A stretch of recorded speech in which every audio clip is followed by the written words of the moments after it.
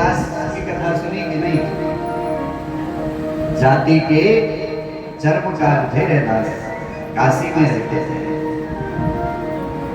जाति के साहब भगवान जाति नहीं देखता। ये जो वर्ण व्यवस्था है ना, ये एक व्यवस्था के लिए भगवान ने बनाई है। ब्राह्मण क्षत्रिय वैश्य शूद्र, भगवान गीता में कहते हैं चातुर्वर्ण्यम मया सृष्ट्वा गुण कर्म विभाग सारा। गुण कर्म के अनुसार मैंने ये विभाजन किया, ये ब्राह्मण है, ये क्षत्रिय, ये वैश्य, ये शूद्र है। एक व्यवस्था के लिए मैंने बनाया है।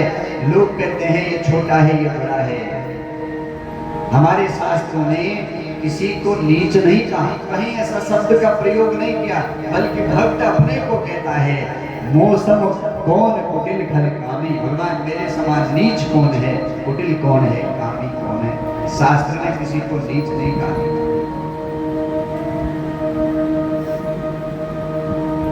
शास्त्र ने किसी को नीच नहीं कहा। और कोई छोटा नहीं होता, कोई बड़ा नहीं होता है। भगवान के सब एक हैं। अगर कोई छोटा होता तो भगवान, ये भी जो हम कथा सुन रहे हैं, रैदास की चर्मकार थे, जाति के चमार जाति के। भगवान कहता है ब्राह्मणस्य मुखमासीत, मुख से ब्राह्मण, बाहु से क्षत्रिय। और एक शब्द है अंत्यज, एक शब्द है अग्रज। अग्रज बोलते हैं बड़े के लिए, और अंत्यज कहते हैं छोटे के लिए। शूद्र को भगवान के चरण माना गया। आप याद रखिए, किसी के माथे की पूजा नहीं होती, पहले पैर ही पूजे जाते हैं। तिलक तो बाद में लगेगा, पहले पैर धोए जाते हैं, चरण पखारे जाते हैं। कोई श्रेष्ठ आता घर से पहले आप उसके चरणों को धोते, उसके पद की पूजा होती है। ये जो दलित शब्द दिया ना, दलित दलित का मतलब क्या होता है? जिसको दल दिया है, पीस दिया है। तो दलित शब्द हमारा नहीं है शास्त्र का, ये बनाया गया शब्द है। ये राजनीतिकारों ने बनाए शब्द को, और इन्होंने ही हमारे अंदर जातियों का भेद डाला। अपनी राजनीति रोटी सीखने के लिए, अपने वोट पाने के लिए साहब उनको इस तरह से बांटा गया हमारे अंदर, ताकि फूट पड़ी रहे। और हमारे अंदर फूट रहेगी तो इनकी रोटी सीखती रहेगी। हमारे यहाँ किसी को छोटा नहीं कहा गया, सबका आदर सम्मान किया गया। आप देखेंगे जब शादी ब्याह होते थे ना, होते हैं अभी भी, शादी ब्याह में हर जाति के वर्ग को जोड़ा गया। अगर उसको नीच समझा जाता, शूद्र को अगर अस्पृश्य समझा जाता, तो जब आपके घर में ब्याह शादी होती है तो उसमें नाव को क्यों बुलाते हो भाई? सारी व्यवस्था तो नाव करता है। आप बिहार की तरफ चले जाओ, यूपी में चले जाओ, सारी व्यवस्था तो नाव करता है। पंडित जी को और घर वालों को उतनी सारी जानकारी नहीं होती जितनी जानकारी नाव को। सारी वही समझाता, पंडित जी को बताते हैं। अब नया कोई पंडित जी के तो बताता है कि यहाँ पे ऐसा करो, फल वो ला रहा है, मिठाई वो ला रहा है, गोबर वो लाया गणेश जी को बनाने के लिए। सारी व्यवस्था, दूध फूल फल मिठाई, सारी व्यवस्था। अभी हम यूपी में गए थे पीछे कथा करने के लिए, नवा जो वहाँ कथा उसने सारी तैयारी की, वही पंडित जी को बता रहे यहाँ यहाँ हो गया। और जो हिस्सा पंडित जी का बना होगा, यहाँ भेद नहीं था, भेद किया गया, भेद डाला गया, ताकि हम बिखरे रहें, एक दूसरे से फूट करके रहें। और हम बिखरे रहेंगे तो हमारा पतन है, हम बिखरे रहेंगे तो हमें बचाने भगवान भी नहीं आ सकता है। हम एक रहेंगे तो नेक रहेंगे, और बटे रहेंगे तो साहब हमें काटने के लिए कोई भी आ जाएगा। हमें काटने के लिए कोई भी, सब तैयार है तलवार लेकर के। बस तुम दोनों भाइयों में फूट हो जाए, तीसरा तो खड़ा है वैसे काटने के लिए, बस मौका तो मिले। हमारे यहाँ भेद नहीं किया गया था, ये जानबूझ के डाला गया। रैदास जो है ये चर्मकार थे, काशी में रहते थे, पर भगवान के बहुत बड़े भक्त थे साहब। मैं कह रहा था भगवान जाति नहीं देखता, भगवान तुम्हारे रूप को नहीं देखता, भगवान तुम्हारी जाति नहीं देखता है, भगवान तुम्हारा वैभव संपत्ति ये नहीं देखता। भगवान तुम्हारे हृदय को देखता है कि तुम्हारे हृदय में प्रेम है कि नहीं है। भाव के भूखे हैं भगवान। भाव तो बाजार में चला गया, भाव बचा कहाँ है? भाव के भूखे हैं भगवान, प्रभु भाव के भूखे हैं। वो नीच का घर, बड़ा घर, छोटा घर, श्रेष्ठ का घर, बड़े का घर कुछ नहीं देखता है। रैदास की भक्ति से भगवान पिघल गया। वो चर्मकार जो जूते बनाता था, जो चप्पलों को बनाता था, उसकी भक्ति से भगवान पिघल गया। आज स्नान का नित्य का नियम था, गंगा स्नान का, काशी में रहते थे। गंगा स्नान का नित्य का नियम, जो चले गंगा स्नान करने के लिए, जो डुबकी लगाई, एक डुबकी 108 डुबकी जहां पूरी हुई रैदास जी की, वैसे पैर के नीचे कोई ऐसा लगा कि जैसे कोई मूर्ति होगी। ये क्या है? भगवान रैदास की कीर्ति को जगत में फैलाना चाहता है। आज तक कोई मूर्ति नहीं थी, इसलिए कहीं एक पेड़ के नीचे आराम से रह लेते थे। अभी तक छप्पर की जरूरत नहीं थी, बारिश निकल जाती थी ऐसी, केवल भगवान का भजन करते। जो मिल जाता, जो कमाई हो जाती, उससे अपना पेट तो पलता, परिवार का पेट तो पलता, लेकिन उससे किसी असहाय के, असमर्थ के, किसी गरीब की सेवा में बाकी का धन लगाते थे। भगवान इतना बड़ा कृपालु, भगवान ने कहा इसके ऊपर कृपा करनी पड़ेगी, इसके यश को फैलाना पड़ेगा मुझे। आज जैसे स्नान कर रहे थे, पैर के नीचे एक बड़ा सा पत्थर जैसा लगा, वो मूर्ति जैसी लगी इनको, ये क्या है? जैसे निकाली तो उसमें सुंदर आकार हमारे ठाकुर जी का। मेरे प्रभु, आपने कृपा की है ना मेरे ऊपर, इसीलिए तो आप इस जल के अंदर आज प्रकट हो गए मेरे सामने। उस शिला को उठाया, उस पत्थर को उठाया रैदास ने, और कुंडे में देखा कि मेरा भगवान आ गया। आज तक तो मैं देखा नहीं था, आज मुझे मिल गया। कंधे में लेकर के काला सा पत्थर। किसी ने कहा और रैदास कहाँ ले जा रहे हो, ये क्या है? बोले ये मेरा परमात्मा है, मेरा प्रभु है, मेरा गोविंद है, मेरा गोपाल है, मेरा इष्ट है। आज ही तो मुझे गंगा जी में मिले हैं। अपने घर में ले आए उस पत्थर को, और यही मेरा परमात्मा, यही मेरा प्रभु है, यही मेरा भगवान है, यही मेरा इष्ट है। सुंदर टीका हो गया, भगवान का स्नान हो गया, टीका हो गया, चंदन हो गया, फूल लेकर के आए बाजार से, मिठाई लेकर के आए। आज मेरा धन भाग्य है। अभी तो मेरे पास कोई व्यवस्था नहीं है प्रभु, जहाँ पे मैं रहता हूँ जिस पेड़ के नीचे, इसी पेड़ के नीचे आपको भी रहना पड़ेगा, क्योंकि मेरे पास तो कोई घर है ही नहीं। दूसरे दिन बड़े जोर से आंधी चली। रैदास जी सोचते हैं कि पेड़ से ऊपर से पेड़ की डालियां गिर रही हैं और नीचे मेरे प्रभु को न लग जाएं, इसलिए रैदास जी उस पत्थर के ऊपर खुद ऊपर से आ गए। जो गिरेगा मेरे ऊपर गिरेगा, मुझे लगेगा, मेरे भगवान को नहीं लगना चाहिए। लोग देख रहे हैं कि ये क्या कर रहा है, टीका चंदन भस्म लपेट रहा है। पूरा भाव बदल गया, भाव में संसार है, सब कुछ बदल गया। भगवान को माला चढ़ाई, प्रसादी की माला अपने गले में ले ली, हाथ में कंठी हो गई, भाल में तिलक हो गया, सुंदर रूप बन गया रैदास का। रैदास ने सोचा मैं तो धूप बारिश में कैसे भी रह लेता हूँ, पर अब तो मैं अकेला नहीं, मेरा भगवान है, और बारिश आएगी, धूप आएगी तो मेरे भगवान को लगेगी, इसलिए मुझे अब कुछ न कुछ तो करना पड़ेगा। एक झोपड़ी बनानी। किसके लिए? भगवान के लिए।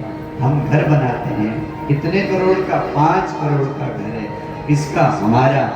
तुम्हारा घर में तुम्हारे भगवान के लिए कहाँ घर है? उसके लिए जगह नहीं, कुत्ते के लिए घर में जगह जरूर है। एक कमरा बेटी का, ये बेटे का, ये कुत्ते का है।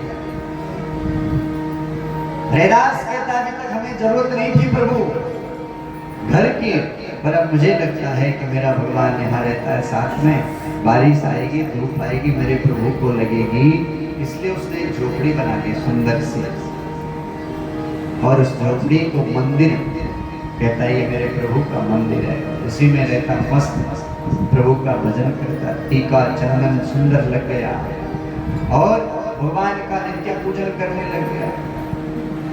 किसी ने देखा, अरे राम राम राम राम राम, ये अंत्येष्टि, और ये भगवान की पूजा करता है। इसका अधिकार नहीं है। समाज में कई ऐसे लोग हैं साहब, आप अच्छा करने जाओ तो उसे अच्छा नहीं लगता। ये भेद डालने वाले सब जगह बैठे हुए हैं। और ईश्वर कैसे भगवान की पूजा करता है, ये कैसे मूर्ति पूजक बन सकता है, इसका अधिकार नहीं है। पर अपने से तो रोक नहीं सकता, तो किसके पास शिकायत करेगा? सीधा काशी के नरेश के पास चला गया और काशी नरेश से कहा कि जो रैदास है वो चर्मकार है, चमड़े का काम करने वाला, अरे वो भगवान की पूजा कैसे कर सकता है? ये तो सरासर गलत हो रहा है। एक कहे, दो कहे, दसों कहे तो राजा को मानना पड़ता है कि नहीं? काशी नरेश तो कोई सामान्य नहीं होगा। जिसके जीवन में भगवान ने कृपा की होगी वही तो काशी का नरेश बन सकता है। हर कोई काशी का नरेश नहीं बनता। जिसके जीवन में भगवान कृपा करते हैं उसी को काशी नरेश बनाते हैं। अभी आपके जो प्रधानमंत्री ये भी काशी से वोट लेकर के आए, बोले हम गंगा के किनारे वाले।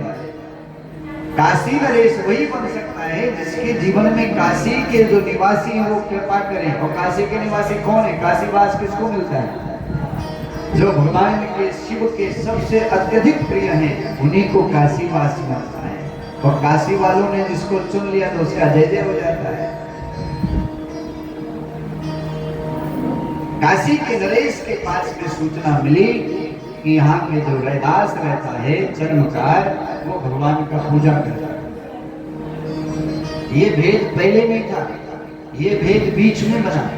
बीच का जो समय है जब हमारे देश में आक्रमणकारों ने आक्रमण किया और फिर किसी को मुसलमान बनाकर डर के मारे मुसलमान बन गया, कोई क्रिश्चियन बन गया, कोई कुछ बन गया। बस यहीं से ये भेद डाला गया और बीच के समय में भेद पैदा हुआ। पहले भी नहीं था, बीच में ये भेद आया और धीरे धीरे लोग जागृत हो रहे हैं। व्यासपीठ सजग कर रही लोगों को कि ये भेद किसी और ने नहीं, हम नहीं डाला। बाकी शास्त्र पुराण कहीं भी खोल लो, कहीं भेद की बात है नहीं। एक वर्ण व्यवस्था है जिस व्यवस्था को हमको सुचारू रूप से चलाना है और उसी व्यवस्था के लोग सबको एक दूसरे से जोड़ा है। जैसे बिना पैर के आप कुछ नहीं है, आपके हाथ नहीं रहेंगे तो कुछ नहीं कर सकते, मस्तक नहीं रहेगा तो कुछ नहीं कर सकते। इसलिए जैसे पैर है वैसे पेट है और सब एक दूसरे को पुष्ट करने वाला है। मुख से खाता है आदमी पर मुख अपने पास रखता है कि कुछ नहीं रखता। अगर मुख अपने पास रख दे तो पेट भरेगा और पेट नहीं भरेगा तो सारे अंग खत्म हो जाएंगे। बस एक व्यवस्था है। ब्राह्मण क्षत्रिय वैश्य शूद्र जो है ये भगवान की एक व्यवस्था है।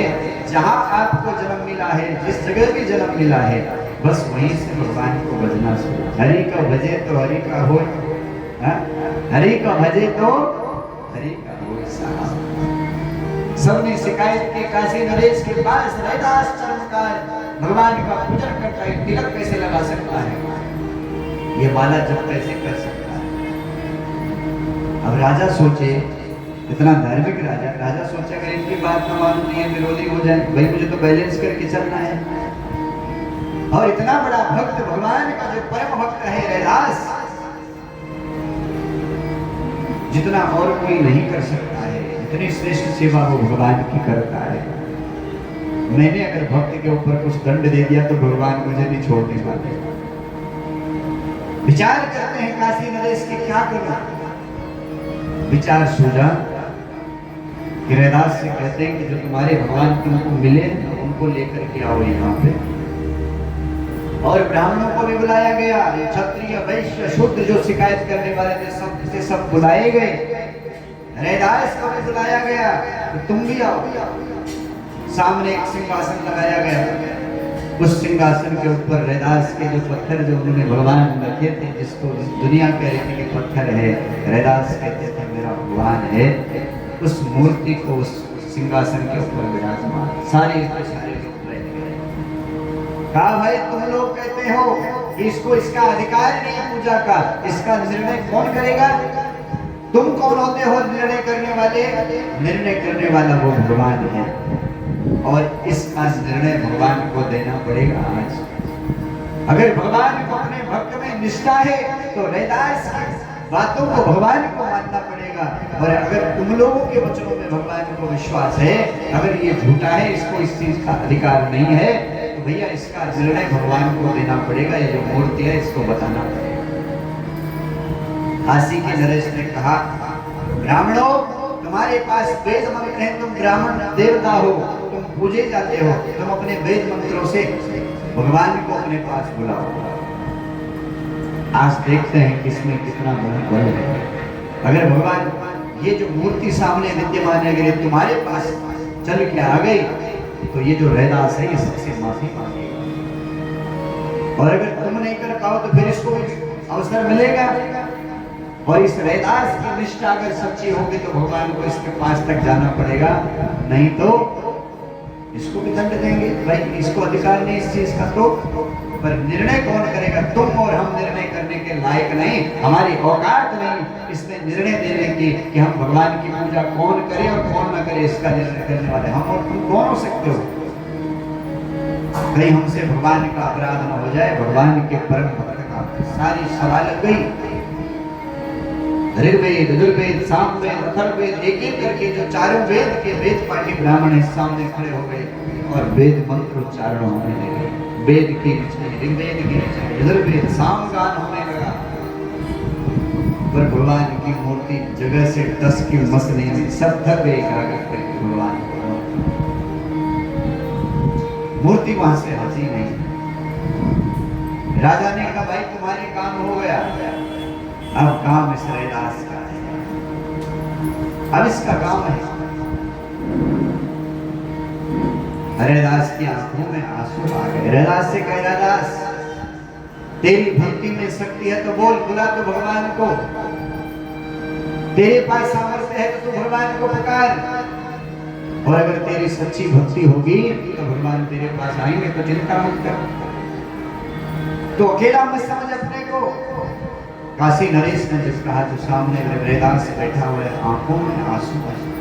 सबने सोचे इतने बड़े बड़े वेद मंत्र हमने पढ़े, सारी विधा हम जानते हैं भगवान की पूजा की, भगवान तब नहीं आए तो इसके कहने से क्या भगवान है? जिसको न मंत्र आता है न तंत्र आता है, कुछ भी नहीं आता, इसके कहने से भगवान नहीं है।